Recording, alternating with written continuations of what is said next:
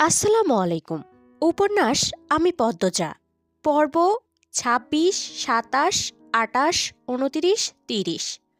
লেখনীতে ইলমা বেহরোজ। লাশটি নৌকায় তুলতেই পূর্ণা ভয়ে কুঁকড়ে গেল।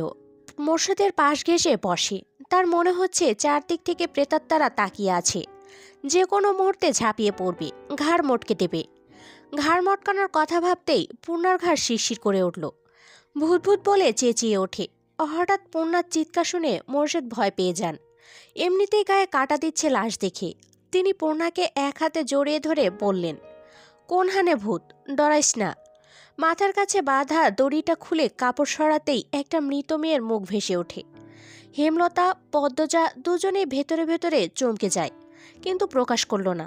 হেমলতা এদিক ওদিক তাকিয়ে মানুষের উপস্থিতি দেখেন। এরপর কণ্ঠ খাদে নামিয়ে বলেন, চিনি না তো, তুই চিনিস? পদ্মজা মাথা নাড়িয়ে জানালো সে চিনে না। পরপরই মোর্শেদকে ডাকলো পদ্মজা। আব্বা, দেখো তো তুমি চিনো নাকি? মোর্শেদ উঠে আসতে চাইলে পূর্ণা ধরে রাখে। মোর্শেদ পূর্ণাকে নিয়েই এগিয়ে আসেন। মৃত মেয়েটার মুখ দেখে বলেন, না চিনি না। হেমলতা চিন্তায় পড়ে যান। শরীরের পশম কাটা দিচ্ছে, চারদিকে অন্ধকারে ঢাকা। হিমশীতল বাতাস আর সামনে সাদা কাপড়ে মোড়ানো এক মেয়ের লাশ। তিনি ব্যথিত কণ্ঠে বললেন, কোন মায়ের বুক খালি হলো কে জানে। পদ্মজা বিড়বিড় করে, আমার একজনকে চেনা লাগছে আম্মা।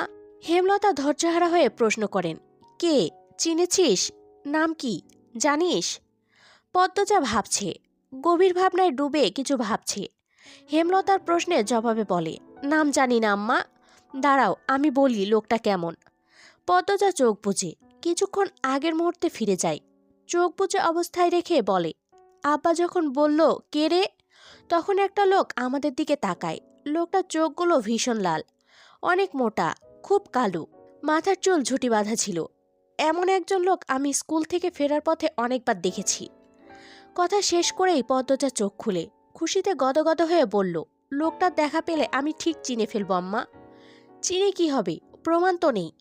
আর মেয়েটা মারা গেছে নাকি খুন সেটা তো জানি না। প্রমাণ নেই তা ঠিক, কিন্তু মেয়েটা খুন হয়েছে আম্মা। এই দেখো মেয়েটার গলায় কত দাগ, আর পেটের কাছে দেখো রক্তের দাগ। নদীর পানি পুরোটা রক্ত মুছে দিতে পারেনি। হেমলতা অবাক হয়ে পদ্মজার কথা মতো খেয়াল করে দেখেন, সত্যি তো। তিনি বিস্ময় নিয়ে বলেন, একটার পর একটা খুন। হানিফের পর প্রান্তর বাপ, এরপর এই মেয়ে। আমি বুঝে উঠতে পারছি না কে বা কারা এমন করছে। ওই লোকটার দেখা যদি আরেকবার পাই, আমি ঠিক এর রহস্য বের করবই আম্মা, বলল পদ্মজা। মৃত মেয়েটার মুখ কাপড় দিয়ে ঢেকে দিল পদ্মজা। এরপর দড়ি দিয়ে আগের মতো বেঁধে মোর্শেদকে বলল, আব্বা কলাপাড়ার দিকে যাও। ওখানে কি? হেমলতা বললেন। পদ্মজা শান্ত কণ্ঠে বলল, কলা গাছের ভেলা বানিয়ে লাশ ভাসিয়ে দেব আম্মা। পানিতে ফেললে কেউ পাবে না, ভাসিয়ে দিলে কেউ না কেউ পাবে।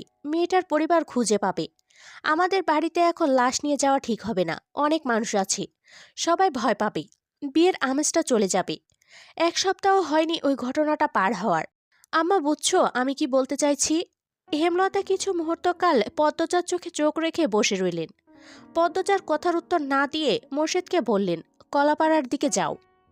সকাল সকাল গায়ে হলুদ করার কথা ছিল, কিন্তু বউ এখনো ঘুমি, বাড়ি ভর্তি মানুষ, কলা গাছের ছাদ বানিয়ে সবাই অপেক্ষা করছে। হেমলতা কিছুতেই পদ্মজাকে ডাকতে দিচ্ছেন না। দুপুরের আজান পড়তেই পদ্মজা ধরফরিয়ে ওঠে। মনে পড়ে আজ তার গায়ে হলুদ। সেই কাক ডাকা ভরে বাড়ি ফিরে ঘুমিয়েছিল, তারপর আর কিছু মনে নেই। বালিশের পাশে হলুদ শাড়ি রাখা।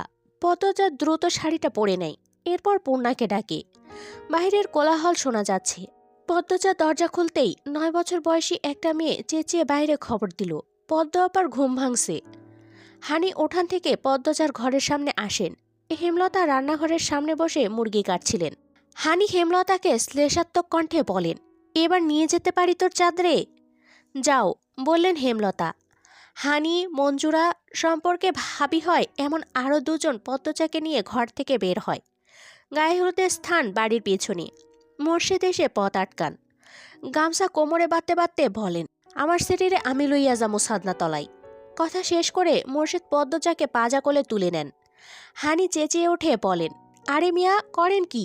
দুলাভাইরা করলে নাই তো, বাপ নিলে বিয়া অশুদ্ধ হইয়া যাইব না। মোর্শেদ বাহিরে পা রাখেন। পদ্মজা লজ্জায় শাড়ির আঁচল দিয়ে মুখ ঢেকে ফেলে। অজানা অনুভূতিতে হাত পা কাঁপছে, মানুষের উচ্ছ্বাস দ্বিগুণ বেড়ে যায়। প্রেমা প্রান্ত খুশিতে লাফাচ্ছে, একজন আরেকজনকে রং দিয়ে মাখিয়ে দিচ্ছে। কলা গাছের ছাদের নিচে খাটের ছোট চৌকিতে পদ্মচাকে দাঁড় করিয়ে দেন মোর্শেদ। সামনে 7টা বদনা, 10টা কলসি ভর্তি পানি। একটা খোলায় দুর্বা, ধান, হলুদ বাটা, হলুদ শাড়ি, ব্লাউজ, তোয়ালে, সাবান। কাছে কোথাও একদল নেচে নেচে গীত গাইছে। ছেলেমেয়েরা একজন আরেকজনকে জোর করে ধরে হলুদ মাখিয়ে দিচ্ছে। পদ্মজার জন্য রাখা হলুদ অনেকেই নিতে চাইছে, হানির জন্য পারছে না। হানি পাহারাদার হয়ে দাঁড়িয়ে আছেন। হানি ছেলে অনন্ত এসে হলুদ চাইলে হানি মার দিবে বলে তাড়িয়ে দিলেন। হেমলতা এসে ভিড় কমিয়ে দেন, চারদিকে পর্দা দিয়ে ঘিরে দেন। এরপর 6-7 জন মহিলাকে নিয়ে হলুদের গোসল শেষ করেন। এজন্য অনেক তর্ক বিতর্ক হয়েছে। গায়ে হলুদ করতে হয় সবাইকে নিয়ে, সবার সামনে, আনন্দ করতে করতে। হেমলতা কেন শুধুমাত্র 6-7 জন নিয়ে করেছেন? হেমলতা তার জবাব দিলেন না। অবুঝদের সাথে তর্ক করে লাভ নেই। গোসল শেষ করে মসলিন কাপড়ের হলুদ শাড়ি পরানো হয় পদ্মজাকে। কানের কাছে মঞ্জুরা গুনগুন করে কাঁদছেন। পদ্মজা শুনতে ভালো লাগছে না। বিয়ে হলে নাকি 1 সপ্তাহ আগে থেকে কান্নাকাটি শুরু হয়। গায়ে হলুদের দিন আত্মীয়রা কাদায় গড়াগড়ি করে কাঁদে, অথচ পদ্মজা, হেমলতা শান্ত। পদ্মজাকে গায়ে হলুদের খাবার দেয়া হয় বিশাল এক থালা, তাতে কয়েক রকমের পিঠা, আস্ত একটা মুরগি, পোলাও, শাক। পদ্মজা খাওয়ার আগে অন্যরা কেড়ে নিয়ে যায় সব। ভিড় কমতেই হেমলতা আলাদা করে প্লেটে করে ভাত আর হাঁসের মাংস নিয়ে আসেন, নিজ হাতে খাইয়ে দেন। খাওয়ার মাঝে পদ্মজার মনে পড়ে মঞ্জুরা তখন বলেছিলেন, বিয়ের পর মেয়েরা পর হয়ে যায়, মা বাবা পর হয়ে যায়, স্বামী আর স্বামীর বাড়ি সব। মা বাবার সাথে দেখা করতেও তাদের অনুমতি লাগবে। পদ্মজা হেমলতার দিকে তাকিয়ে ভাত চিবোয়। হেমলতা খেয়াল করে পদ্মজা তার দিকে হাঁ করে তাকিয়ে আছে, চোখের পলকই ফেলছে না, চোখে জল চিকচিক করছে। তিনি পদ্মজাকে বলেন, খাওয়ার সময় কাঁদতে নেই। পদ্মজা ফোপাতে থাকলো। ফোপাতে ফোপাতে খাবার শেষ করে। চোখের জলে বুক ভিজে একাকার। হেমলতা ঘরের বাইরে এসে হাতের উল্টো পাশ দিয়ে চোখের জল মোছেন। কি যে যন্ত্রণা হচ্ছে বুকে। কাঁদতে পারলে বোধহয় ভালো হতো, কিন্তু কাঁদার সময় কোথায়? সবার সামনে যে তিনি আর কাঁদতে পারেন না। ভিড় কমলে কাঁদবেন, অনেক কাঁদবেন, জীবনের শেষবারের মতো কাঁদবেন। এরপর আর কখনো কাঁদবেন না, কোনো দিনও না। পদ্মজার 2 হাতে গাছের মেহেদি লাগানো হচ্ছে। উঠানে বড় চৌকি রেখে চারদিকে রঙিন পর্দা টাঙানো হয়েছে। কাগজের ফুল মাথার উপর ঝোলানো। চারদিকে ঘিরে মেয়েরা। সামনের খালি জায়গায় চলছে নাচ। তখন উপস্থিত হয় হাওলাদার পরিবার, লাবণ্য, রানী এবং তাদের আত্মীয়। সাথে নিয়ে এসেছে বউয়ের বেনারসি গহনা। হানি ছুটে এসে সবার আপ্যায়নের ব্যবস্থা করেন। শেষে বাড়িতে ঢুকে আমির। বিয়ের আগের দিন রাতে বরের আগমন সবাইকে খুব হাসালো। কেউ কেউ বলল, এত সুন্দর বউ দূরে রাখার আর তর সইছে না, তাই চলে এসেছে। আমির সেসব পাত্তা দিল না। সোজা হেমলতার কাছে গেল, গিয়ে বলল, আম্মা, পদ্মজার সাথে একটু কথা বলতে চাই। আমিরের অকপট অনুরোধ। হেমলতা ভীষণ অবাক হয়ে তাকিয়ে থাকেন আমিরের দিকে। এমন ছেলে তিনি দুটো দেখেননি। আমির আবার বলল, বেশিক্ষণ না, একটু সময়। আমিরের কণ্ঠ পরিষ্কার, অথচ মাথা নিচু। পরিবারের ভালো শিক্ষাই পেয়েছে, তবে লাজ লজ্জা একদমই নেই। হেমলতা মৃদু হেসে বলেন, ঘরে গিয়ে বসো, পদ্ম আসছে। আমির হেমলতার পা ছুঁয়ে সালাম করে পদ্মজার ঘরের দিকে চলে গেল। হেমলতা পদ্মজাকে ডেকে নিয়ে আসেন, বলেন, আমির কথা বলতে চাই। ব্যাপারটা লোকচক্ষু, কিন্তু না তো করা যায় না, কোনো বিশেষ দরকার হয়তো। পদ্মজা ঘরের সামনে এসে থমকে দাঁড়ায়, পিছন ফিরে তাকায়। হেমলতা ইশারায় যেতে বলেন। পদ্মজা ঘরে ঢুকে ডাগর ডাগর চোখ মেলে আমিরের দিকে তাকায়। আমিরকে খুব ক্লান্ত দেখাচ্ছে, মনে হচ্ছে কিছু নিয়ে খুব চিন্তিত। আমির পদ্মজাকে দেখেই হাসল, বলল, বসো। পদ্মজা বিছানার এক পাশে বসে, অন্য পাশে বসে আমির। প্রশ্ন করে, পদ্মজা, যা প্রশ্ন করি সত্যি বলবে। পদ্মজা দৃঢ় কণ্ঠে বলল, আমি মিথ্যা বলি না। আমির অসহায়ের মতো বলল, তুমি এই বিয়েতে মন থেকে রাজি তো পদ্ম? পদ্মজা চকিতে তাকালো, আবার চোখ সরিয়ে নিল, বলল, আম্মা যখন যা করেছেন তাই আমি মন থেকে মেনে নিতে পেরেছি। আমির আবার প্রশ্ন করল, লিখন সাথে তোমাকে পছন্দ করে? জানি, আর আপনিও জানেন সেটাও জানি। আমি আমাদের বিয়ে ঠিক হওয়ার পর জেনেছি। তুমি মনে কিছু নিও না। বলতে চাইছি, যদি তোমার আমাকে অপছন্দ হয় আর লিখন শাহকে পছন্দ করে থাকো বলতে পারো, আমি বিয়ে ভেঙে দেব। পদ্মজা অপমানে থমথম হয়ে উঠল। গম্ভীর স্বরে বলল, অবিশ্বাস থাকলে বিয়ে না হয় ভালো। আপনি ভেঙে দিতে পারেন। আমিরের চোখ কোঠর থেকে বেরিয়ে আসতে চাইল। পদ্মজা এত কথা বলতে পারে ভাবতেও পারেনি। আমির ইতস্তত করে পড়ল, আমার কোনো অবিশ্বাস নেই। তোমার মনে কেউ না থাকলে বিয়ে আমার সাথেই হবে, আর কারোর সাথে হতে দেব না। পদ্মজা কিছু বলল না। উঠে যেতে চাইলে আমির বলল, একবার হাত ধরা যাবে? আগামীকাল থেকে হাত ধরে দিনরাত বসে থাকিয়েন, বলল পদ্মজা। সাথে হাসলও। আমির তা খেয়াল করে বলল, সুবহানাল্লাহ। বিয়ের অনুষ্ঠান শুরু হয়েছে অনেকক্ষণ। পদ্মজা বধূ বেশে বসে আছে। দুই পাশে বসে আছে পূর্ণা ও প্রেমা। কাজী বিয়ে পড়াচ্ছেন। অনেকক্ষণ ধরে পদ্মজাকে কবুল বলতে বলছেন। পদ্মজা কিছুতেই বলছে না। সে নিজ মনে হেমলতাকে খুঁজছে। বউ কবুল বলছে না শুনে অনেকে ভিড় জমিয়েছে। হেমলতা ভিড় ভেঙে ঘরে ঢুকেন। হেমলতাকে দেখে পদ্মজার ঠোঁটে হাসি ফুটে। ছলছল চোখ নিয়ে 3বার কবুল বলে। হেমলতার 2 চোখে পানি, কিন্তু ঠোঁটে হাসি। পদ্মজাকে বধূ সাজাবার পর মাত্র দেখলেন তিনি। লাল বেনারসিতে পদ্মজার রূপ যেন গলে পড়ছে। পাশের ঘরে কে যেন কাঁদছে। হেমলতা দেখতে যান। আয়না দেখানো পর্ব শুরু হয়। আয়নায় তাকাতেই আমির চোখ টিপল। পদ্মজা লজ্জায় চোখ সরিয়ে নিল। আমির সবার চোখের আড়ালে পদ্মজার এক হাত খপ করে ধরে ফেলে। পদ্মজা কেঁপে ওঠে ভয়ে। আমির ফিসফিস করে বলল, এই যে ধরলাম, মৃত্যুর আগে ছাড়ছি না। বিয়েবাড়ির ভিড় কমে গেছে। বিদায়ের পালা চলছে। করুণ কান্নার স্বরে চারদিক হাহাকার করছে। মঞ্জুরা, হানি কেটে কুল পাচ্ছে না। মোর্শেদ নদীর ঘাটে বসে গোপনে চোখের জল ফেলছেন। পূর্ণা পদ্মজার গলা জড়িয়ে সেই যে কান্না শুরু করেছে, থামছেই না। প্রেমা প্রান্ত কাঁদছে। কাঁদছে আরও মানুষ। একটা মেয়ের বিয়ের বিদায় পর্ব কতটা কষ্টের তা শুধু সেই মেয়ে আর তার পরিবার জানে। পদ্মজা কাঁদছে। পূর্ণার মাথায় পিঠে হাত বুলিয়ে দিয়ে বারবার বলছে, বোন, বোন আমার, মন খারাপ করে থাকবি না কিন্তু। একদম কাঁদবি না, আমি আসবো, তুইও যাবি। আমার খুব কষ্ট হবে রে বোন, আর কাঁদিস না। এভাবে কাঁদলে অসুস্থ হয়ে যাবি। হৃদয়ান তাড়া দেয়, সন্ধে হয়ে যাবে, তাড়াতাড়ি করুন। পদ্মজা আকুল হয়ে কেঁদে ডাকে, আম্মা কই, আমার আম্মা কই, আম্মা, ও আম্মা। হেমলতা লাহারি ঘরের পাশে দাঁড়িয়েছিলেন। পদ্মজার ডাকে হেঁটে আসেন। এক একটা পা মাটিতে ফেলছেন আর বুক ব্যথায় চুরমার হয়ে যাচ্ছে। তবুও হাসার চেষ্টা করছেন, কিন্তু পারছেন না। যে মেয়ের জন্য তিনি নতুন করে জীবনের মানে খুঁজে পেয়েছিলেন, সেই মেয়ের আজ বিদায়। সারা জীবনের জন্য অন্যের ঘরে চলে যাবে। হেমলতাকে দেখেই পদ্মজা ছুটে এসে জড়িয়ে ধরে হাউমাউ করে কেঁদে উঠল। হেমলতা দ্রুত চোখের জল মুছে পদ্মজাকে আদুরে কণ্ঠে বললেন, এভাবে কাঁদতে নেই মা, বিয়ে তো হবারই কথা ছিল। আম্মা, আমি তোমাকে ছাড়া থাকবো কেমন করে? সবাইকেই থাকতে হয়, আস্তে আস্তে ঠিক হয়ে যাবে মা। হেমলতা পদ্মজার কপালে চুমু খান।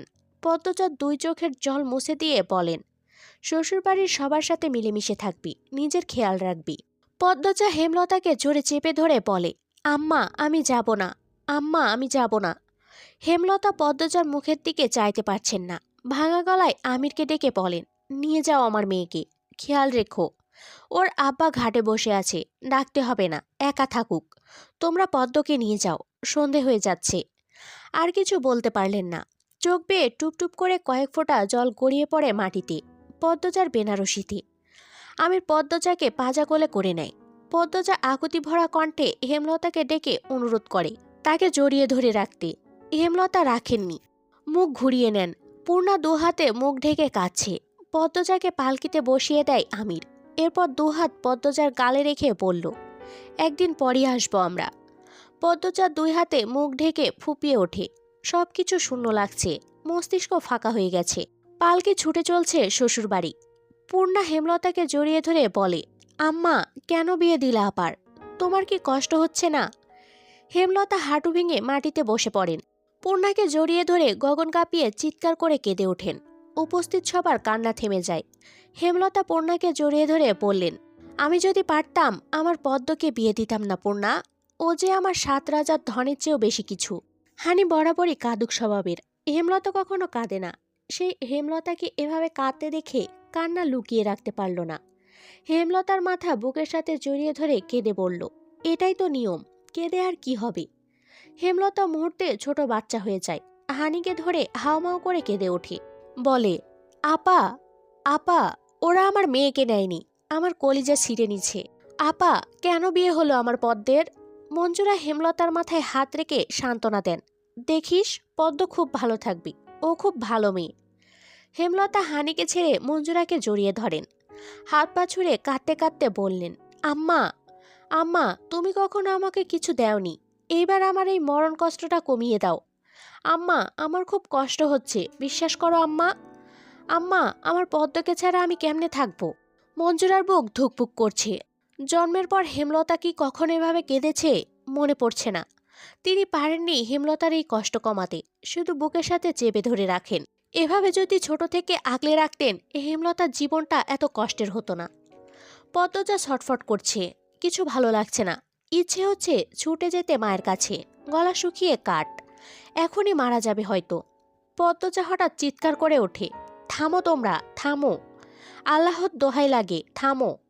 পালকি থেমে যায়। পদ্মজা পালকি থেকে মাটিতে পা রেখেই মোড়ল বাড়ির দিকে ছুটতে থাকলো।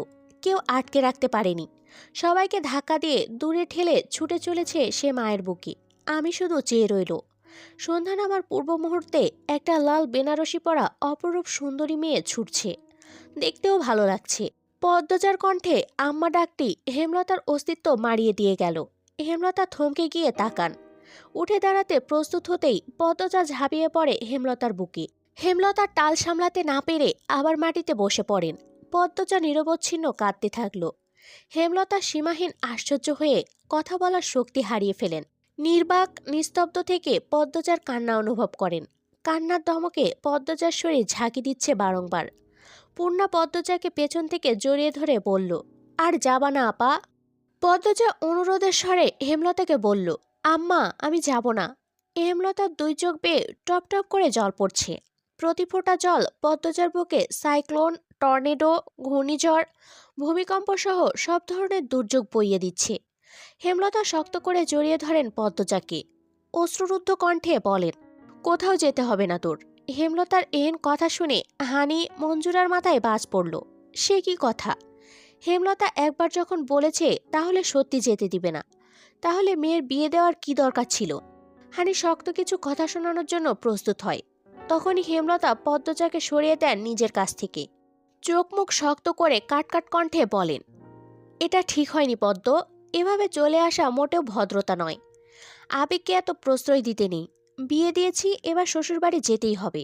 এই তো আমির এসেছে। হেমলতা হাত ঝেড়ে মাটি থেকে উঠে দাঁড়ান। পদ্মজা হা করে তাকিয়ে আছে হেমলতার দিকে। চোখের পলকে কিরকম রূপ পাল্টে ফেলল।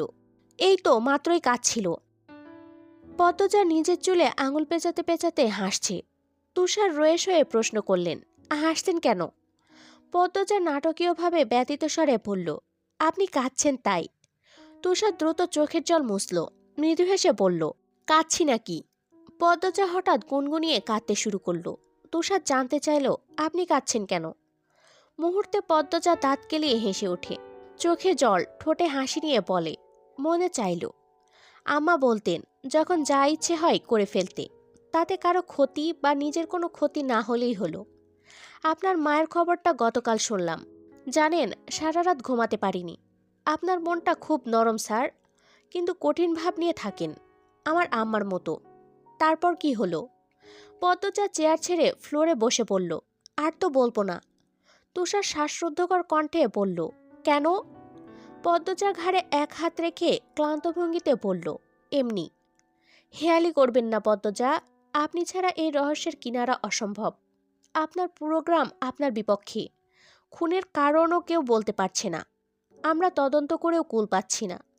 পদ্মজা চোখ গরম করে তাকায়, কটমট করে বলল, বলবো না মানে বলবো না। তুষার দ্বিগুণ গলা উঁচিয়ে বলল, তাহলে এতটুকু কেন বললেন? আমার ইচ্ছে হয়েছে তাই। আপনার ইচ্ছায় সব হবে না, যা খুশি করে নিতে পারেন। পরিস্থিতি বিগড়ে যাচ্ছে।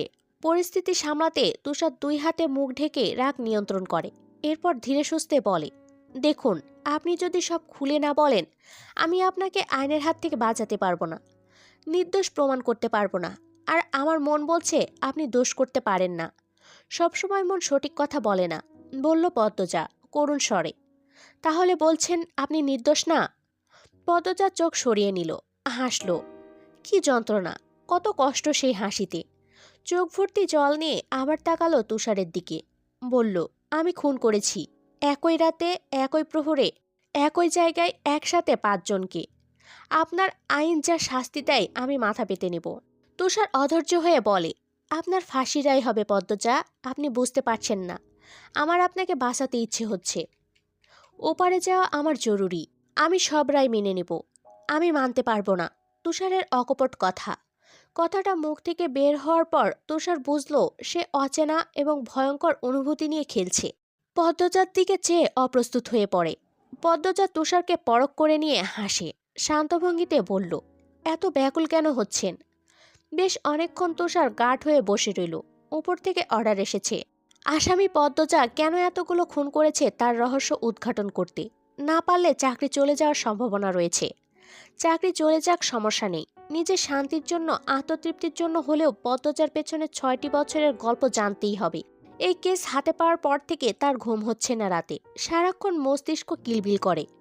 এত জটিল কেস কখনো ফেস করতে হয়নি। অলন্দপুর পুরোটা ঘেটেও কিছু জানা যায়নি। যারা খুন হয়েছে তারা আর পদ্মজা ছাড়া হয়তো কেউ জানেও না। তুষার আবার বলল, আপনার বিরুদ্ধে সব প্রমাণ, আপনার বিরুদ্ধে সবাই সাক্ষী দিচ্ছে। আপনি কি? কথার মাঝপথে তুষারকে থামিয়ে দিয়ে পদ্মজা বলল, খুনগুলো তো সত্যি আমি করেছি, তাহলে প্রমাণ আমার বিরুদ্ধেই তো থাকবে। তুষারের মন বিরক্তিতে তেতো হয়ে পড়ে। পদ্মজার সামনে কয়েকবার পায়চারি করে বেরিয়ে যায়। সিগারেট ফুঁকে মাথা ঠান্ডা করে। ফাহিমা চা নিয়ে আসে। তুষার বলল, মেয়েটাকে তোমার অপরাধী মনে হয়? আমি কিছু ভাবতে পারছি না স্যার। মেয়েটাকে দেখলে আমার হাত পা অবশ হয়ে পড়ে। এত মেরেছি শুরুতে, কিছুতেই টু শব্দও করেনি। এরপর থেকে আমি রাতে ভয়ঙ্কর স্বপ্ন দেখি। পৃথিবীটা রহস্যে ঘেরা ফাহিমা। একজন নারী 5 জনকে কিভাবে খুন করতে পারে, আবার একসাথে? সে সাহস কি করে পেল? সেটা আমিও ভাবছি স্যার। কিভাবে খুন করেছে সেটা ধারণা করা যাচ্ছে, কিন্তু এত সাহস, ধৈর্য কিভাবে কোনো নারীর থাকতে পারে? নারীরা চাইলেই সব পারে, কথাটা শুনে এসেছি, এবার স্বচক্ষে দেখছি। জি স্যার। কত আসামি পায়ে পড়ে জীবন ভিক্ষা চেয়েছে, কিছুতেই মন গলেনি, মন কাঁদেনি। এই মেয়েটা জীবন চায় না, তবুও আমার ইচ্ছে হচ্ছে জীবন দিতে, নির্দোষ প্রমাণ করে বাঁচাতে। ফাহিমা চকিতে তাকালো তুষারের দিকে। তুষার সবসময় হ্যাঁ, এর বাইরে কিছু বলে না। খুব কঠিন, কাঠখোট্টা একটা মানুষ, অনুভূতি বলতে নেই। তার মুখে এত কথাবার্তা শুনে অবাক হচ্ছে ফাহিমা। পরিস্থিতি হাতের বাহিরে স্যার। পদ্মজার ফাঁসি দেখার জন্য দেশ উতলা হয়ে আছে। কেন এমন হচ্ছে ফাহিমা? আজ যদি হেমলতা উপস্থিত থাকতেন গল্পটা অন্যরকম হতো স্যার। তুষার আবার ফিরে আসে, পদ্মজার সামনে চেয়ারে বসে, ধীর কণ্ঠে বলে, আজই শেষ দিন, এরপর আর আমাদের সাক্ষাৎ হবে না। পদ্মজা চকিতে তাকালো, দ্রুত তুষারের পায়ের কাছে এসে বসল, বলল, আপনার আম্মা আপনাকে বিয়ে করতে চাপ দেয় তাই না? আপনি কি করে জানলেন? সেদিন দেখলাম ফোনে কাউকে আম্মা ডেকে রেগে বলেছিলেন বিয়ে করব না। আমি তো অনেক দূরে দাঁড়িয়ে কথা বলছিলাম। আপনার শ্রবণ শক্তি তো প্রখর। তুষার বলল, এরপর থামল, লম্বা করে নিঃশ্বাস নিয়ে আবার বলল, আপনার মা বিশ্বাসঘাতকতা কি কথা লুকিয়ে করেছেন? আপনি জানলেন কি করে? কিছু তথ্য পেয়েছি গতকাল। এটুকুর জন্য বিশ্বাসঘাতক অপবাদ দিতে পারেন না। উনি আপনার ভালোর জন্যই। পদ্মজা চুপ থেকে হুট করে ফোঁস করে জ্বলে ওঠে, বলল, আপনি বুঝবেন না আমার কষ্ট। আমার না পাওয়া দামি সময়টাকে আমি কতবার মনে করে বুক ফাঁসিয়ে কেঁদেছি, বুঝবেন না আপনি। পদ্মজা কাঁদতে কাঁদতে বলল, পরপরই হেসে আবার কোন স্বরে কান্না শুরু করলো। গা কাঁপিয়ে তোলার মতো কান্না, মনে হয় কোনো অশরীরই কাঁদছে। কি বিশ্রী, ভয়ঙ্কর সেই কান্নার ছন্দ। তুষারের কান ঝাঝা করে ওঠে। চিন্তায় মাথার রগ দপদপ করছে। আগামীকাল ভোরে পদ্মজাকে কোর্টে তোলা হবে, রায় হবে। পদ্মজার ফাঁসি চাই বলে রাস্তায় রাস্তায় আন্দোলন, রেডিওতে আন্দোলন, কিন্তু তুষারের মন যে কিছুতেই মানতে পারছে না এই আন্দোলন। এমন নিষ্পাপ মনের, অপরূপ সুন্দরীর বিরুদ্ধে পুরো পৃথিবী। কি আশ্চর্য তাই না? বাঁকা রাস্তা পেরিয়ে পালকি চলছে ধীরে ধীরে। সন্ধ্যার আজান পড়েছে কিছুক্ষণ আগে। দিনের আলো কিছুটা এখনো রয়ে গেছে। দক্ষিণ দিক থেকে ধেয়ে আসছে হাওয়া, শীতল নির্মল পরিবেশ। পদ্মজার বুক ধুকপুক করছে। নতুন মানুষ, নতুন পরিবেশে মানিয়ে নিতে পারবে তো? একবার সে হাওলাদার বাড়ি গিয়েছিল। অন্দরমহল নামে এক বিশাল বাড়ি আছে। সেই বাড়িতে মেয়েরা বউরা থাকে। এখন কি সেও থাকবে? পদ্মজা পর্দার ফাঁক ফোকর দিয়ে বাইরে চোখ মেলে তাকায়। আমির হাতে পাগড়ি নিয়ে তার বড় ভাইয়ের সাথে কি যেন আলোচনা করছে। চোখে মুখে খুশি উপচে পড়ছে। পদ্মজা চোখ সরিয়ে নিল। মায়ের কথা, পুনার কথা খুব মনে পড়ছে। পালকি থামে। আমির থামিয়ে দিল।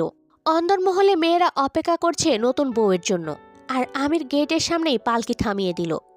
জাফর বিরক্তিতে চয়ের মতো শব্দ করে বলল, এইখানে আবার থামালি কেন? আমির পাগড়ি রিদওয়ানের হাতে দিয়ে বলল, আমার বউ আমার কোলে চড়ে অন্দরমহলে যাবে। পদ্মজা কথাটা শুনেই কাঁচুমাচু হয়ে গেল। আমির পালকির পর্দা সরিয়ে হাত বাড়িয়ে পদ্মজাকে নামতে ইশারা করে। পদ্মজার নাক অব্দি টানানো ঘোমটা। আমির সরাতে গিয়েও সরালো না। মুখে বলল, কি হলো, নেমে আসো। পদ্মজা লজ্জায় জ্ঞানশূন্য হয়ে পড়েছে। সে গাঢ় হয়ে বসে থাকে। আমির হেসে এক হাতে নিজের কপাল চাপড়ালো। এরপর নিজেই টেনে নামালো পদ্মজাকে। তখনও পদ্মজার নাক অব্দি ঘোমটা। আমির চট করে পদ্মজাকে পাজা কোলে করে নেয়। পদ্মজা কুঁকড়ে যায়। ভয়ে দুই হাতে আমিরের গলা জড়িয়ে ধরে। আমির যত এগোচ্ছে সময়ের সাথে পাল্লা দিয়ে তার গায়ের উষ্ণতা পদ্মজার শাড়ি ভেদ করে সর্বাঙ্গে ছড়িয়ে পড়ছে। অচেনা অজানা অনুভূতি চারদিকে যেন জেগে বসেছে। মরণ প্রেমের সূত্রপাত হয়তো এখান থেকে শুরু হয়। অন্দরমহলের সদর দরজায় গ্রামের মেয়েদের ভিড়। তারা সবাই নতুন বউ দেখতে এসেছে। আমিরের কোলে পদ্মজাকে দেখে মিটিমিটি হাসছে। ফিসফিসিয়ে একজন আরেকজনকে কিছু বলছে। ফরিনা ধমক দিয়ে কোলাহল থামিয়ে দেন। আমির দরজার সামনে উপস্থিত হতেই আনিসা বলল, এইবার বউকে নামান ছোট ভাই। বড় আম্মার পা ছুঁয়ে সালাম করে এরপর ঘরে ঢুকেন। আনিসা আমিরের চাচাতো ভাইয়ের বউ, জাফরের স্ত্রী। দেশের বাইরে থাকে। ঢাকার প্রফেসরের মেয়ে আনিসা। বিয়ের পরপরই স্বামী নিয়ে দূর দূরান্তে পাড়ি জমায়। 2 সপ্তাহ আগে ছুটি কাটাতে শ্বশুরবাড়ি আসে। আনিসার কথা মতো আমির পদ্মজাকে কোল থেকে নামিয়ে দিল। এরপর দুজন নত হয়ে ফরিনাকে সালাম করল। ফরিনা হেসে ছেলে এবং ছেলের বউকে চুমু খান। আবেগে আপ্লুত হয়ে বলেন, সুখী হ বাবা, বউয়ের খেদমতে ভালা থাক জীবনভর। আমার কইলাম বছরের মধ্যেই নাতি চাই। লাবণ্য মাঝে ফোড়ন কাটল।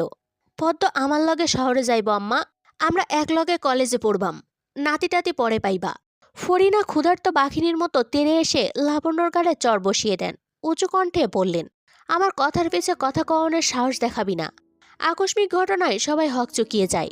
পদ্মজা অবাক চোখে তাকায়। সামান্য কথার জন্য কোনো মা এত মানুষের সামনে যুবতী মেয়েকে মারে? লাবণ্য লজ্জায় অপমানে কাঁপতে থাকে। চোখে টলমল জল নিয়ে স্থান ত্যাগ করে। একরকম পালিয়েই গেল। ফরিনা চোখে মুখে কাঠিন্যতা ফুটে আছে। পদ্মজা ভয়ে চোখের দৃষ্টি মাটিতে রাখে। ফরিনা পদ্মজার হাত ধরে ভেতরে নিয়ে যান। যেতে যেতে বলেন, মুখে মুখে কথা কইব না কোনোদিন, যা কই মাইনা চলবা। শ্বশুরবাড়ির সব মানুষ হইতাছে গিয়া দেবতার লাহান। তাগরে সেবা করলেই জান্নাত পাওন যাইব, নইলে কোনোদিন জান্নাতে পাও দিতে পারবা না। হনসি তো তুমি হইছ গিয়া অনেক বাধ্যসিরি, কামে কাজও দেখাইবা, মনে রাখবা আমার কথাগুলান। পদ্মজা মাথা নাড়ায়। মুসলমানদের দেবতার সাথে তুলনা করাটা পদ্মজার ভালো লাগেনি। কিছু কথা গলায় এসে আটকে গেছে, বলার সাহস পাচ্ছে না। ফরিনা আবার বলেন, ওহনো বউ, স্বামীর ওপরে কিচ্ছু নাই। স্বামীর এই দুনিয়া ভাববা। মা বাপ ভাই বোন হইছে গিয়া পর, স্বামী আপন। স্বামীর বাইরে কিছু ভাববা না। স্বামী যা কয় তাই মানবা। স্বামীর পা ধুইয়া দিবা নিজের হাতে। স্বামী বইতে কইলে বইবা, উঠতে কইলে উঠবা, হইতে কইলে হইবা। স্বামী যখন কাছে ডাকবো না করবা না, আল্লাহ বেজার হইব, ফেরেশতারা অভিশাপ দিব। দুনিয়ার স্বামীর আদরের থাইকা মধুর আর কিছু নাই, মনে রাখবা। পদ্মজা অপ্রতিভ হয়ে উঠেছে। লজ্জায় আড়ষ্টতায় সারা শরীর তীব্র গরমে ঘামছে। আনিসা ফরিনাকে ফিসফিসিয়ে বলল, বড় আম্মা, মানুষ আছে তো অনেক, পরেও বলতে পারতেন। আনিসের কথা পুরোপুরি উপেক্ষা করলেন ফরিনা। তিনি পদ্মজাকে একটা চেয়ারে বসিয়ে দিলেন। আবার বলতে শুরু করলেন, খালি স্বামী লইয়াও পইরা থাউন যাইব না। তোমার শ্বশুর শাশুড়ি জীবিত আছে, তাগর সেবা করবা। যখন যা করতে কই করবা, না পারলে কইবা, শিখাইয়া দিমু। প্রতিদিন ভোরে উঠবা, নামাজ পইরা রান্ধন ঘরে যাইবা, তখন বাকি সব ভুইলা রান্ধনে মন দিবা। আমির কপালের চামড়া কুচকে মায়ের কথা শুনছিল। এবার সে ধৈর্যহারা হয়ে বলল, রান্নাবান্না করার জন্য অনেক মানুষ আছে আম্মা, পদ্মজার রাখতে হবে না। আর আমার এত সেবাও লাগবে না, বড্ড ক্লান্ত লাগছে, ভিড় কমাও আর নিয়মনীতি শেষ করো, এরপর আমার বউ আমার ঘরে ছেড়ে দাও। আমিরের কথা শেষ হতেই হাসির রোল পড়ে যায়। পদ্মজা ঠোঁট টিপে হাসল। ফরিনা কিছু কঠিন কথা বলতে প্রস্তুত হন। আনিসা আমিরকে রসিকতা করে বলল, আজ তো একসাথে থাকা যাবে না, আরও একদিন ধৈর্য ধরেন। আমির প্রবল বিস্ময় নিয়ে জিজ্ঞাসা করে, কেন? বিয়ে তো হয়ে গেছে। কেউ আমিরের জবাব দিল না, উল্টা সবাই হাসতে থাকলো। আজ কাল রাত্রির রে হতচ্ছাড়া, বলল শাহানা, জাফরের বড় বোন। আমিরের বিয়ে উপলক্ষে বাপের বাড়ি এসেছে, সাথে নিয়ে এসেছে পুরো শ্বশুরবাড়ি। আমির শাহানাকে প্রশ্ন করল, কাল রাত্রি তো হিন্দুদের নিয়ম, আমি মানি না, আমার বউ আমার ঘরে দিয়ে আসা হোক। সবসময় তেরামি করিস কেন? আমরাও তো নিয়ম মেনেছি, বলল জাফর, কণ্ঠে তার গম্ভীর্যতা। তাতেও লাভ হলো না, আমির কিছুতেই এই নিয়ম মানবে না। ফরিনা, শাহানা, শিরিন, আনিশা, আমিনা সহ অনেকে আমিরকে মানানোর চেষ্টা করল। কারো কথা আমিরের কর্ণগোচর হলো না। তার মধ্যে রেদওয়ান আমিরের সাথে তাল দিল, বলল, কাল রাত্রি বাদ, এসব নিয়ম মেনে লাভটা কি হবে? যার বউ তাকে তার বউ দিয়ে দাও। তুই চুপ থাক, আগুনে ঘি ঢালবি না, বললেন আমিনা। রেদওয়ান চুপসে গেল। থামল না শুধু আমির, ফরিনাও জেদ ধরে বসে আছেন। তিনি আমির পদ্মজাকে আজ কিছুতেই একসাথে থাকতে দিবেন না। যেমন মা তেমন তার ছেলে। মজিদ হাওলাদার অনেকক্ষণ যাবৎ এসব দেখছেন। চেঁচামেচি আর নেওয়া যাচ্ছে না। তিনি উপর থেকে নেমে আসেন। অন্দরমহল 3 তলার, 3য় তলায় কেউ থাকে না, শুধু ছাদ আছে। ঘর বানানো হয়নি, অসমাপ্ত ইটের পুরনো বাড়ি। চিন্তা ভাবনা চলছে 3য় তলাটা থাকার জন্য উপযুক্ত করার। মজিদকে দেখে সবাই থেমে গেল। তিনি পদ্মজার পাশে চেয়ার নিয়ে বসেন। পদ্মজা একটু নড়ে চড়ে বসে। মজিদ পদ্মজাকে জিজ্ঞেস করলেন, তুমি কি চাও মা? আজ শাশুড়ির সাথে থাকবে নাকি আমার পাগল ছেলের সাথে? ভেবে বলো, তুমি যা বলবে তাই হবে। পদ্মজা উসকুস করতে করতে বলল, জি, আম্মার সাথে থাকবো। ফরিনার ঠোঁটে বিশ্বজয়ের হাসি ফুটে ওঠে। তিনি আমিরের দিকে তাকিয়ে ব্যঙ্গ করে হাসেন। পরপরই পদ্মজার ওপর ঝাঁপিয়ে পড়েন। চুমুতে পদ্মজার গাল ভরিয়ে দেন। একবার আর চোখে আমিরকে দেখল পদ্মজা। আমির তাকিয়েই ছিল। পদ্মজা তাকাতেই আমির চোখ রাঙানি দিল। সঙ্গে সঙ্গে পদ্মজার দৃষ্টি ফিরিয়ে নিল। বিয়ের বাকি সব নিয়ম শুরু। উপর থেকে নেমে আসে নূরজাহান। তিনি এই বাড়ির প্রধান কর্ত্রী, মজিদ হাওলাদারের জন্মদাত্রী। কই রে আমার নাত বউটা কই? বলতে বলতে ছুটে আসেন তিনি। উপস্থিত সবাই দৃষ্টি ঘুরিয়ে নূরজাহানের দিকে তাকালো। নূরজাহান পদ্মজার সামনে এসে বসেন। পদ্মজার মুখখানা 2 হাতে ধরে দেখেন। এরপর মুগ্ধ হয়ে বললেন, বাবু দেহি সাদ লইয়া আইছে। এই সেরি, তোর জন্যে আমার জামাই তো এখন আমার দিকে চাইবই না। নূরজাহান কেন এ কথা বললেন পদ্মজা ঠাড় করতে পারল না। আমির যখন হেসে বলল, আরে বুড়ি, তুমি তো আমার প্রথম বউ, ভুলি কিভাবে? তখন পদ্মজা নূরজাহানের কথার মানে বুঝতে পেরে ঠোঁট চেপে হাসল। নূরজাহান আমিরের থুতনিতে চিমটির মতো ধরে বললেন, আমার চাঁদের টুকরা, বউরে আদর কইরো ভাই, বকাঝকা কইরো না। সেরিরা জন্মঘর ছাইরা আইছে, তুমি এখন সব। তুমি যেমনে রাখবা তেমনিই থাকবো। স্বামী হাত ছাইরা দিলে শ্বশুরবাড়ির আর কেউই বউদের আপন হয় না, বুঝছো ভাই? আমি নূরজাহানের পা ছুঁয়ে সালাম করে বলল, বুঝছি জান। নূরজাহান মন খারাপের নাটক করে বললেন, এইটা ঠিক না ভাই। কোনটা? এখন থেকে জান ডাকবা বৌরি, আমি হইলাম দুধ ভাত। আমির একটু জোরেই হাসল, সাথে আরও অনেকে হাসল। পদ্মজা নত হয় নূরজাহানের পা ছুঁয়ে সালাম করার জন্য। নূরজাহান দ্রুত আটকালেন পদ্মজাকে, জড়িয়ে ধরে পিঠে হাত বুলিয়ে আদর করে বললেন, রূপে যেমন গুণেও তেমন থাইকো বইন, রাইত বাড়তাছে, সব নিয়ম তো শেষ, যাও জের ঘরে যাও। এই তোরা বাড়ির যাইতে পারবি? রাইতের বেলা আইসিলি কেন? বউ তো কাইলো দেহন যাইতো। জাফর সেরিগুলারে দিয়ে আইতে পারবি? মদন কই, মগা কই? কামের বেলা 2 পাউন যায় না। কথাগুলো এক নাগারে বললেন ফরিনা বেগম। তিনি নূরজাহানের উপস্থিতি যেন উপেক্ষা করতে চাইছেন। মদন ছুটে আসে বাইর থেকে, মাথা নত করে ফরিনাকে বলল, আইসি খালাম্মা। থাহস কই? যা এদের দিয়ে আয়। আমরার বাড়ির যখন আইসে এরা এখন আমরার দায়িত্বে, সুন্দর কইরা বাড়ির দিয়ে আইবি। আচ্ছা খালাম্মা, আপারা চলেন। মেয়েগুলো সারাক্ষণ হাসছিল, যাওয়ার সময়ও হাসতে হাসতে গেল। মেয়েগুলোর উদ্দেশ্যে রানী ঠোঁট বাঁকায়। তা খেয়াল করলো রেদওয়ান। সে রানীর মাথায় গাঁটটা মেরে বলল, সারাক্ষণ মুখ মোড়াস কেন? একদিন দেখবি আর মুখ সোজা হচ্ছে না, বিয়েও হবে না। না হলে নাই, সেরিগুলারে দেখছো বড় ভাই কেমনে হে হে কইরা হাসতাছিল, তাতে তোর কি? নূরজাহান পদ্মজাকে বললেন, হ, মেলা রাত হইছে, আয়ো বনু, আমার ঘরে আয়ো, আজ আমার লগে থাকবা। আপনার লগে কেন? পদ্মজাই আমার লগে আমার ঘরে থাকবো, হেডাই তো কথা হইছে। পদ্মজায়ও এইটাই চাই। দেহ বউ, তর্ক কইরো না, নাত বউ আমার পছন্দ হইছে, আমি আমার লগে রাখমো। এই পদ্মজা, তুমি কার লগে থাকবা? ফরিনা কিঞ্চিত রাগান্বিত স্বরে প্রশ্ন করেন। পদ্মজার অবস্থা দরজায় চাপা পড়ার মতো।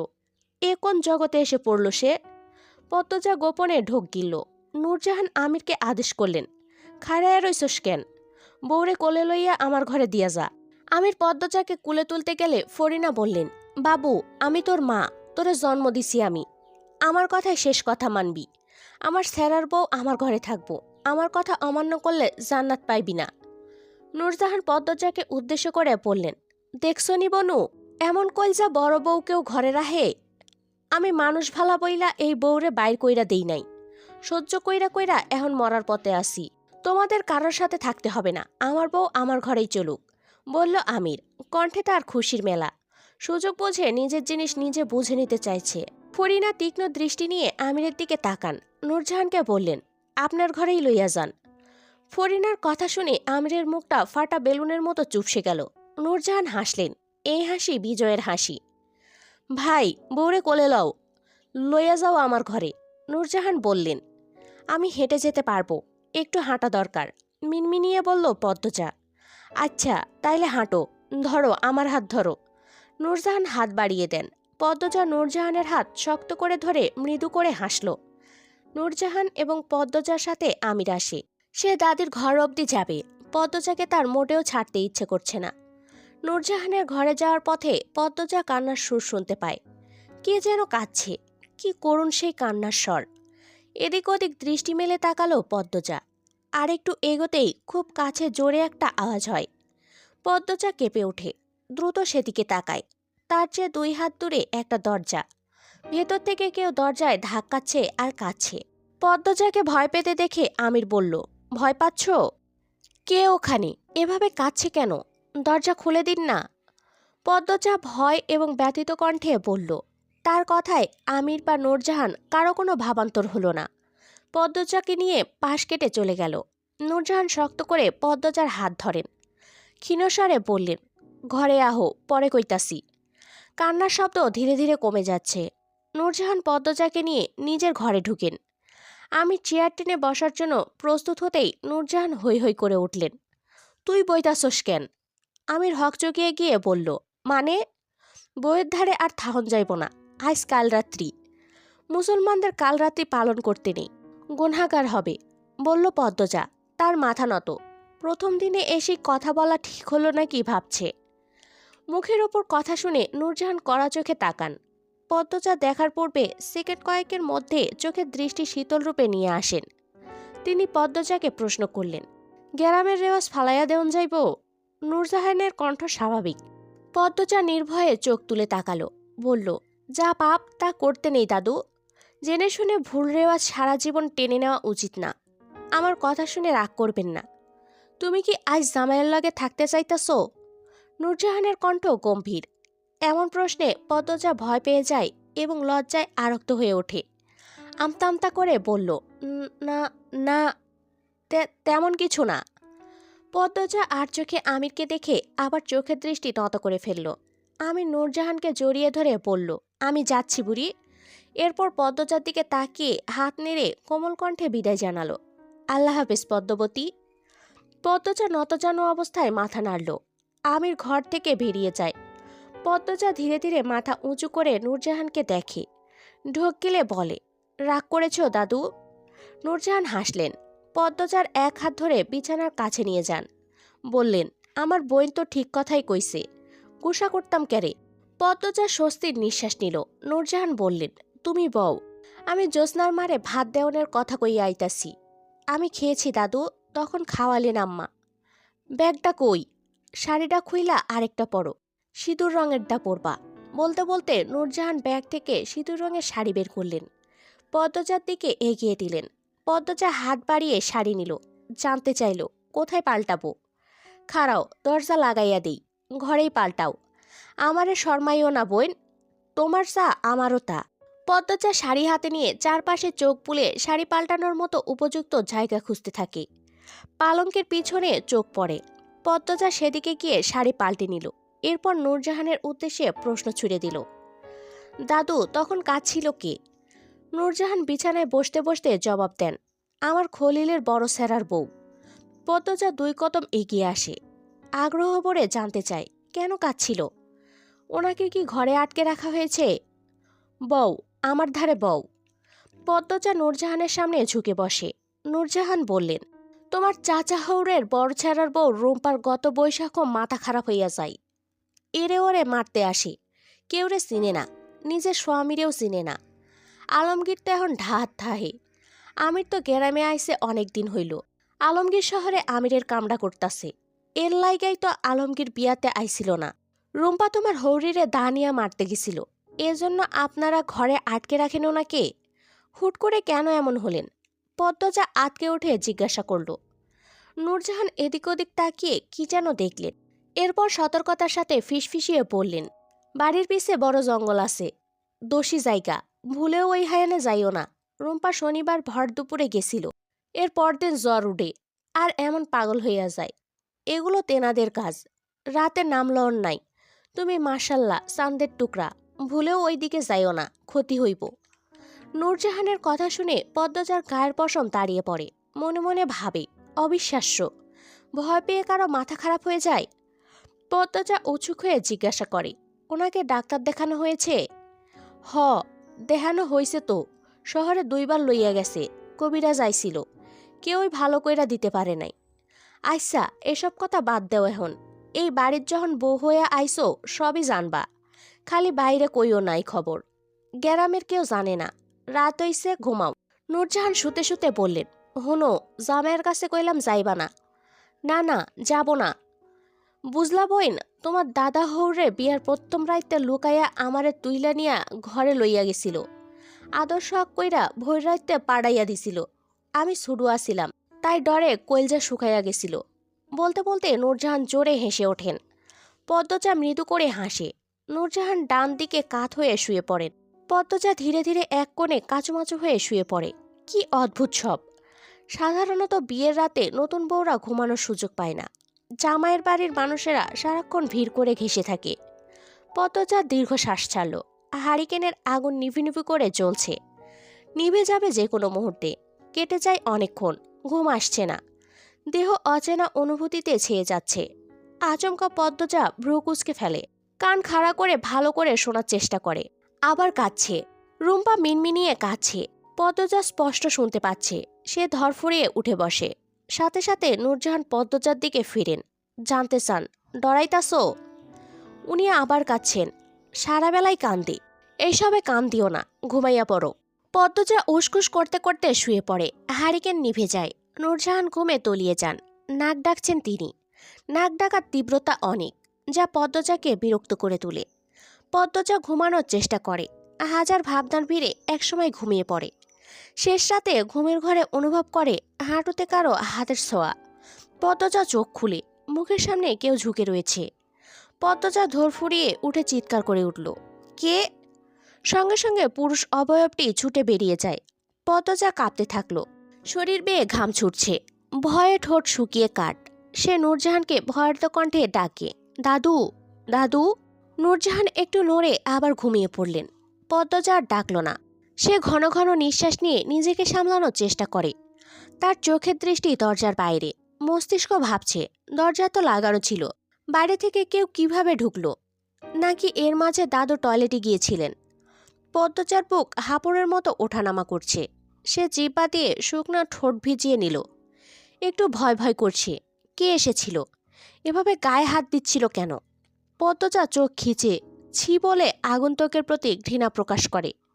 বাকি রাতটুকু আর ঘুম হলো না তার। ভয়টা কমেছে। এই জায়গায় পূর্ণা থাকলে হয়তো পুরো বাড়ি চেঁচিয়ে মাথায় তুলে ফেলত। পদ্মজা মনে মনে আল্লাহর কাছে প্রার্থনা করে এরকম ঘটনা পূর্ণার জীবনে যেন না আসে। একদম গুড়িয়ে যাবে, উঠে দাঁড়াতে পারবে না। পূর্ণার কথা মনে পড়তেই পদ্মজার বুকটা হু হু করে উঠল। কান্না পায়। অন্যদিন পাশে পূর্ণা থাকে, আজ নেই। ফজরের আজান পড়তেই নূরজাহান চোখ খুলেন। বিছানা থেকে নেমে দেখেন পদ্মজা জায়নামাজে দাঁড়ালো মাত্র। তিনি প্রশ্ন করলেন, অজু করলা কই? জি, কলপারে। চিনছো কেমনি? পদ্মজা হাসল, বলল, খুঁজে বের করছি। নূরজাহান চোখ মুখ শক্ত করে বলেন, নতুন বউ রাইতের বেলা একলা ঘোরাঘুরি কইরা কল খোঁজার কি দরকার আসছিল? আমারে ডাকতে পারতা। পদ্মজা মাথা নত করে অপরাধী স্বরে পড়ল, ক্ষমা করবেন দাদু। কি কাল আইলো? আচ্ছা পড়ো, এখন নামাজ পড়ো। নূরজাহান অসন্তুষ্ট ভাব নিয়ে ঘর থেকে বেরিয়ে যান।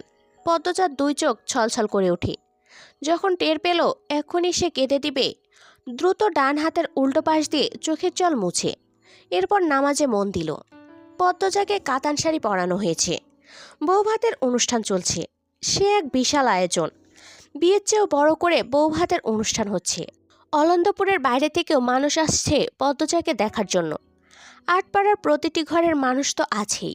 পদ্মজার চারপাশে মানুষের গিজগিজ। রাতে ঘুম হয়নি। পরনে ভারী শাড়ি, গহনা। এত মানুষ চারদিকে, সব মিলিয়ে পদ্মজার নাজেহাল অবস্থা। মাথা নত করে বসে আছে সে। আপা! পূর্ণার কণ্ঠ শুনে মুহূর্তে পদ্মজার ক্লান্তি উড়ে যায়। চকিতে চোখ তুলে তাকায়। পূর্ণা, প্রেমা, প্রান্ত ঝাঁপিয়ে পড়ে পদ্মজার ওপর। পূর্ণা আওয়াজ করে কেঁদে উঠে পড়ল, রাতে আমার ঘুম হয়নি আপা। পদ্মজার গলা জ্বলছে।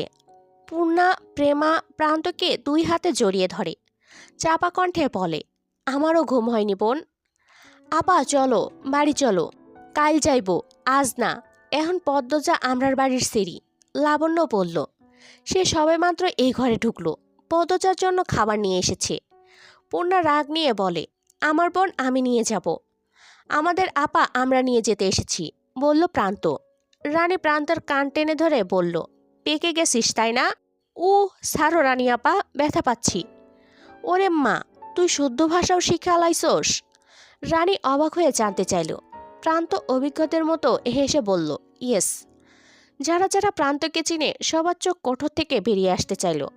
প্রান্ত একটি ইংরেজি শব্দ বলেনি, যেন মাত্র এখানে বজ্রপাত ঘটালো।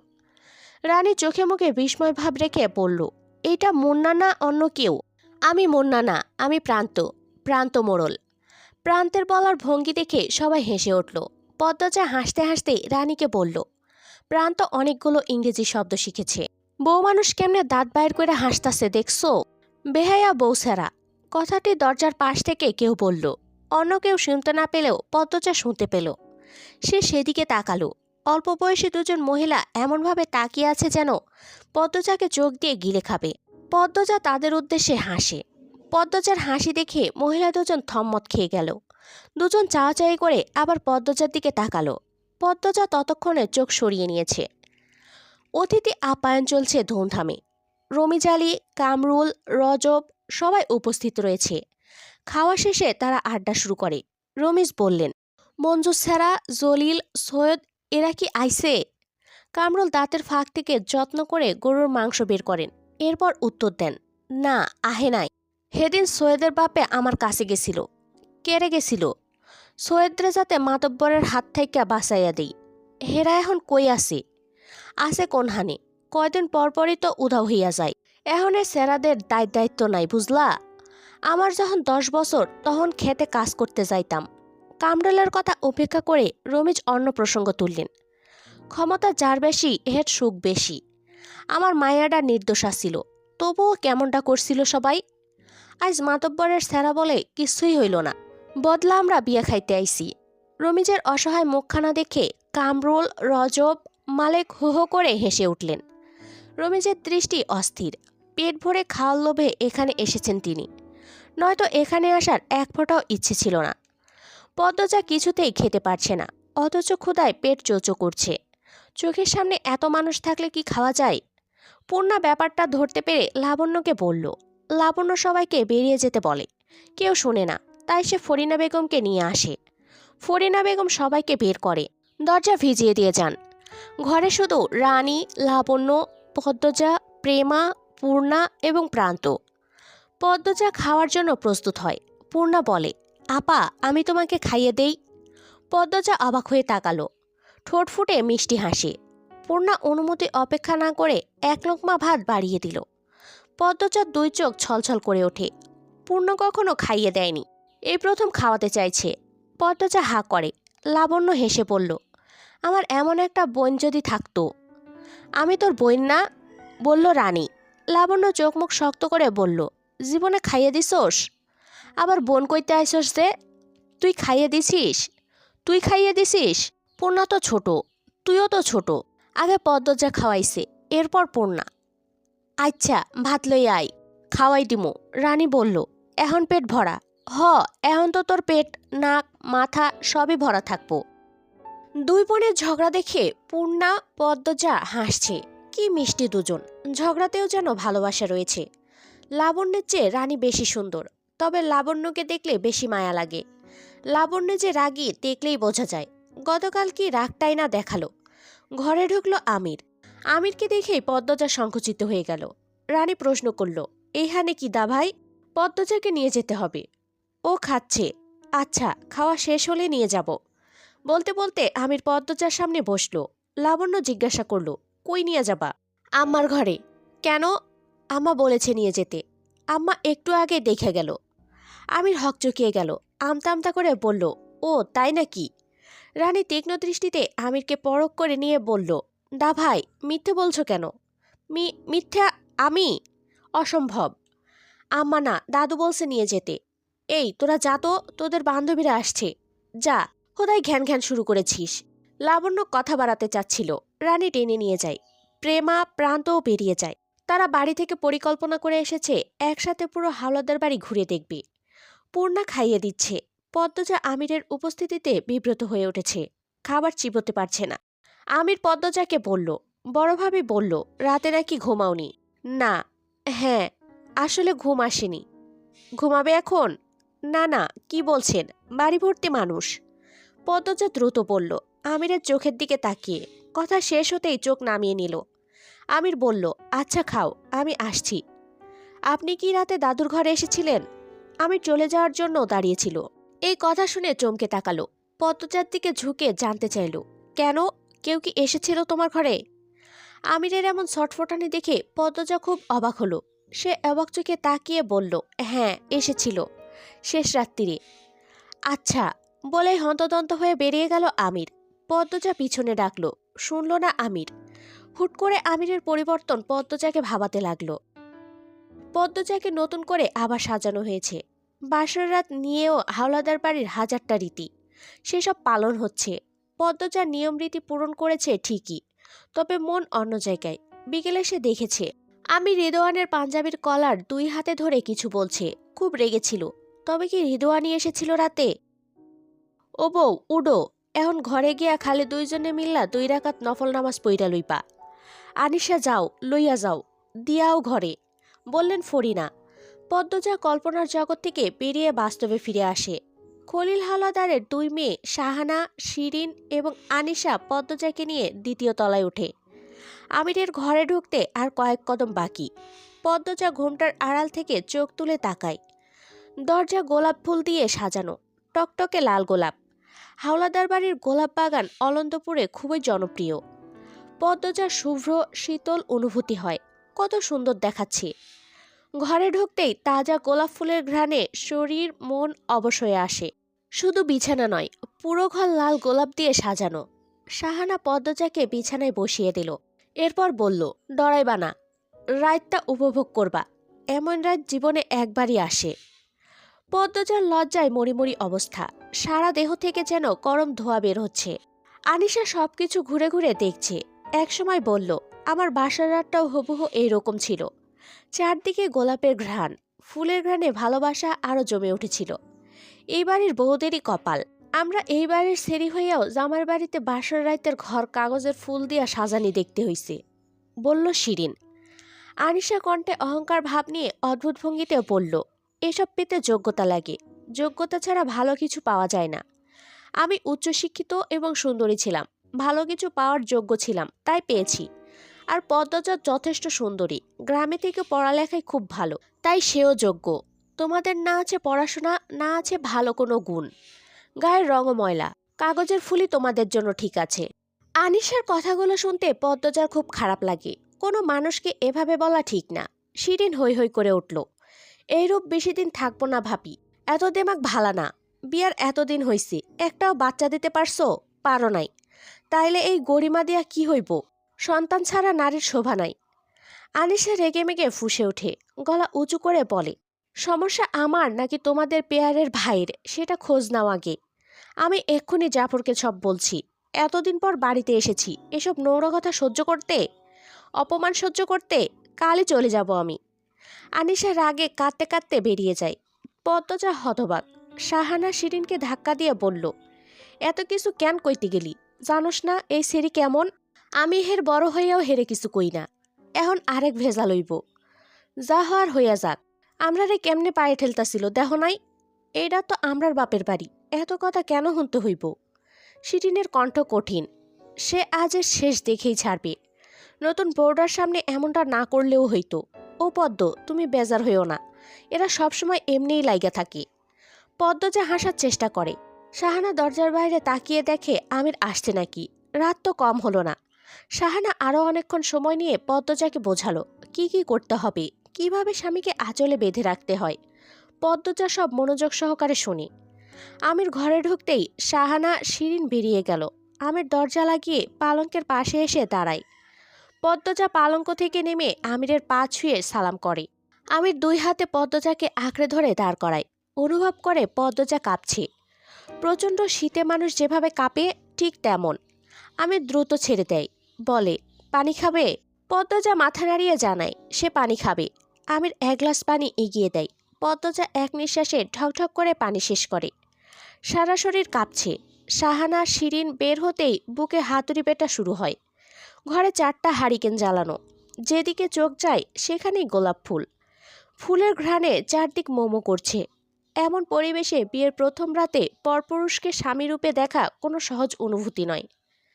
আমির গ্লাস নিতে এগিয়ে আসলে পদ্মজা আটকে ওঠে, এক কদম পিছিয়ে যায়। আমির একটু শব্দ করেই হাসে। পদ্মজা ভীতু ভীতু চোখে তাকায়। আমির বলে, হাতে গ্লাস নিয়ে সারা রাত কাটাবে নাকি? দাও আমার কাছে। আমির গ্লাস টেবিলের ওপর রেখে আসে। পদ্মজা পালঙ্কের এক কোণে চুপটি করে বসে আছে। তার ডান পা অনবরত কাঁপছে। মনে মনে দোয়া করছে মাটি যেন ফাঁক হয়ে যায়, আর সে তার ভিতর ঝাঁপ দিয়ে পাতালে হারিয়ে যেতে চায়। নয়তো লজ্জা আড়ষ্টতায় প্রাণ এক্ষুনি গেল বুঝি। আমির দূরত্ব রেখে পদ্মজা সোজাসুজি বসে। পদ্মজা এক পা যে কাঁপছে স্পষ্ট দেখা যাচ্ছে। তার দৃষ্টি অস্থির, এদিক ওদিক তাকাচ্ছে। আমির মজা করে জানতে চাইল, পালানোর পথ খুঁজছ নাকি? না না তো, বলল পদ্মজা। তাহলে কি খুঁজছ? পদ্মজা নিরুত্তর রইল। আমির পদ্মজার আরো কাছে এসে বসে। এক হাতে পদ্মজার এক হাত ছুঁতেই পদ্মজা ও মা গো বলে চিৎকার করে ওঠে। আমির পদ্মজার আকস্মিক চিৎকারে থম্মত হয়ে গেল। পদ্মজা ভয়ে ঢোক গিলে। সময়টা যেন যাচ্ছেই না। সে যদি পারত পালিয়ে যেত। ভয়ঙ্কর অনুভূতিদের খেলা চারদিকে। আমির হা করে পদ্মজার দিকে অনেকক্ষণ তাকিয়ে থাকে। এরপর দৌড়ে গিয়ে বসে। পদ্মজাকে বলল, আমার সাথে সহজ হওয়ার চেষ্টা করো, আমার দিকে ফিরে বসো, গল্প করি। পদ্মজা আমিরের দিকে ফিরে বসে, তবে দৃষ্টি বিছানা চাদরে নিবদ্ধ। আমির প্রশ্ন করে, আমার সম্পর্কে কতটুকু জানো? খুব কম, মিনমিনিয়ে বলল পদ্মজা। আমি তোমার চেয়ে 12 বছরের বড়, জানো? এখন জানলাম। তবে আপনার আচরণ ছোটদের মতো। পদ্মজা মৃদু হেসে আমিরের চোখের দিকে তাকিয়ে বলল। আমির বলল, আমার চরিত্রের বৈশিষ্ট্য আরও আছে। বুঝতে পেরেছি, আপনার কথাবার্তা এখন বড়দের মতো মনে হচ্ছে। ঢাকা আমার ব্যবসা আছে, শুনেছি। আমার সাথে তোমাকেও ঢাকা যেতে হবে। আচ্ছা। এই বাড়ির চেয়েও বিশাল বড় বাড়িতে আমি একা থাকি। যতক্ষণ বাইরে থাকবো তোমাকে একা থাকতে হবে, ভয় পাওয়া যাবে না। আমি ভয় পাই না, আমাকে তো ভয় পাচ্ছ। আমির হেসে বলল। পদ্মজা নিরুত্তর। কথা বলো। কি বলবো? আচ্ছা আসো, একটা মজার খেলা খেলি। পদ্মজা উৎসুক হয়ে তাকালো। আমির বলল, দুজন দুজনের চোখের দিকে তাকিয়ে থাকবো। যার চোখের পলক আগে পড়বে সে হেরে যাবে। পদ্মজা খেলতে রাজি হয়। এই খেলাটা সে পূর্ণার সাথেও খেলেছে। পদ্মজা অনেকক্ষণ এক ধ্যানে তাকিয়ে থাকতে পারে, তাই তার আত্মবিশ্বাস আছে সে জিতবে। বরাবরই জিতে এসেছে। আমির 1, 2, 3 বলে খেলা শুরু করে। একজন আরেকজনের দিকে তাকিয়ে থাকে এক ধ্যানে। পদ্মজা খুঁটিয়ে খুঁটিয়ে আমিরকে পরখ করে। আমিরের চুল খাড়া করে উল্টো দিকে ফেরানো, থুতনির নিচে কাটা দাগ, গালে হালকা দাড়ি, শ্যামলা গায়ের রং, ঘন ভ্রু, চোখের পাপড়ি, পরেছে সাদা পাঞ্জাবি। এত বেশি ভালো লাগছে দেখতে। আমির পদ্মজার রূপে আগে থেকে দিওয়ানা। তার ওপর এতক্ষণ তাকিয়ে থেকে অনুভূতির দফারফা অবস্থা। সে মুগ্ধ হওয়া কণ্ঠে বলল, পৃথিবীর সবচেয়ে সুন্দর নারী আমার বউ। কি ভাগ্য আমার। আপনিও সুন্দর। কথাটা মুখ ফসকে বলে উঠল পদ্মজা। যখন বুঝতে পারল, লজ্জায় মাথা নত করে ফেলল। আমির খুশিতে বাকবাকুম হয়ে বলল, তোমার পলক পড়েছে, আমি জিতে গেছি। পদ্মজা লজ্জায় নখ খুঁড়তে থাকে। আমির নিজের চুলে হাত বোলাতে বোলাতে বলল, আমি জানি আমি কতটা সুন্দর। রংটা একটু কালো হতে পারে, তবে আমি সুন্দর। তোমার মুখে শোনার পর থেকে ধরে নিলাম পৃথিবীর সেরা সুন্দর পুরুষের নাম আমির হাওলাদার। পদ্মজার 2 ঠোঁট নিজেদের শক্তিতে হালকা হয়ে গেল। সে আমিরের দিকে তাকিয়ে ভাবছে, মানুষ নিজের প্রশংসা নিজে কিভাবে করতে পারে। আমিরের ভাব দেখে মনে হচ্ছে সে সত্যিই পৃথিবীর সেরা সুন্দর পুরুষ। পদ্মজা ফিক করে হেসে দিল। আমির তাকালো, বলল, হাসছো কেন? পদ্মজা হাসি চেপে বলল, কই না তো। আপনার আম্মা বলেছিলেন 2 রাকাত নামাজ আদায় করতে। আমার আম্মা তোমার আম্মা না? হুম। এখন থেকে আপনার আম্মা না, শুধু আম্মা বলবে। গয়নাগাটি নিয়েই নামাজ পড়বে? অস্বস্তি হবে না? খুলো এবার। পদ্মজা অবাক হয়ে জানতে চাইল। শিরিন আপা বলেছেন গয়নাগাটি নাকি স্বামী খুলে দেয়। তাহলে? আমি তীক্ষ্ণ চোখে তাকায়। ঠোঁটে বাঁকা হাসি নিয়ে বলল, তাই নাকি? দাও খুলে দেই। পদ্মজা দ্রুত চোখ সরিয়ে নিল। আমতা আমতা করে বলল, এটা বোধহয় নিয়ম না। তাই আপনি জানতেন না। আমি পারবো। 2 রাকাত নফল নামাজের সাথে তাহাজ্জুদের নামাজটাও পড়েছে দুজন। আমি তাহাজ্জুদের নামাজের নিয়ম জানি না। পদ্মজা হাতে কলমে শিখিয়েছে। আমিরও মন দিয়ে শিখেছে এবং নামাজ পড়েছে। এরপর পদ্মজা জানালার সামনে গিয়ে দাঁড়ালো। জানালার সামনে বিশাল বড় জঙ্গল। সে আমিরকে প্রশ্ন করল, এই জঙ্গলে নাকি কি আছে? আমির পদ্মজার প্রশ্ন শোনেনি। সে একদৃষ্টে তাকিয়ে আছে পদ্মজার দিকে। গায়ে কোনো অলংকার নেই। খোলা চুল কোমর অবধি এসে থেমেছে। মধ্যরাতের বাতাসে তার চুল মৃদু দুলছে। আমির অনুভূতিকে প্রশ্রয় দেয়। পদ্মজার কোমর পেছন থেকে 2 হাতে জড়িয়ে ধরে। পদ্মজা কেঁপে ওঠে, বড় করে নিঃশ্বাস নেওয়া অনুভব করে গভীরভাবে। পদ্মজার হৃৎপিণ্ড থমকে যায়। পায়ের তলার মাটি শিরশির করে ওঠে। তবে অদ্ভুত বিষয়, শুরুর মতো আমিরের স্পর্শ অস্বস্তি দিচ্ছে না তাকে, বরং ধারালো কোনো অজানা অনুভূতিতে তলিয়ে নিয়ে যাচ্ছে। আমির পদ্মজার ঘাড়ে থুতনি রেখে বলল, প্রথম যেদিন তোমাকে দেখি সেদিনই মনে মনে পণ করি তোমাকেই বিয়ে করব। তবে ভাবিনি প্রথম দিনই আমার কারণে এতটা অপদস্থ হতে হবে তোমাকে। অনেক চেষ্টা করেছি সব আটকানোর, পারিনি। সেদিনই বাড়ি ফিরে আব্বাকে বলি আমি বিয়ে করতে চাই পদ্মজাকে। প্রথম প্রথম কেউ রাজি হচ্ছিল না, পরে রাজি হয়ে যায়। মনে হচ্ছে চোখের পলকে তোমাকে পেয়ে গেছি। পদ্মজা নিশ্চুপ। সে অবাধ্য। অজানা অনুভূতিদের সাথে যুদ্ধ করবে নাকি সখ্যতা করবে ভাবছে। আমির পদ্মজাকে ঘুরিয়ে নিজের দিকে ফেরায়। পদ্মজা পাথরের মতো শক্ত হয়ে গেছে। আমির বলল, তোমায় আমি পদ্মফুল দিয়ে একদিন সাজাবো, নিজের হাতে সাজাবো। কথা বলো। আল্লাহ, আবার কাঁপছো? আমাকে শক্ত করে জড়িয়ে ধরো, স্থির হতে পারবে। এই কি হলো? পদ্মজা শরীরের ভার ছেড়ে দিয়েছে আমিরের ওপর। আমির 2 হাতে শক্ত করে ধরে রাখে। সেদিন রাতে জান্নাতের সুবাস এসেছিল ঘরে। পদ্মজা নিজের অস্তিত্বের পুরো অংশ জুড়ে স্বামী রূপে একজন পুরুষকে অনুভব করে। ভালোবাসাটা শুরু হয় সেখান থেকেই। মন মাতানো ছন্দ এবং সুর দিয়ে শুরু হয় জীবনের প্রথম প্রেম, প্রথম ভালোবাসা।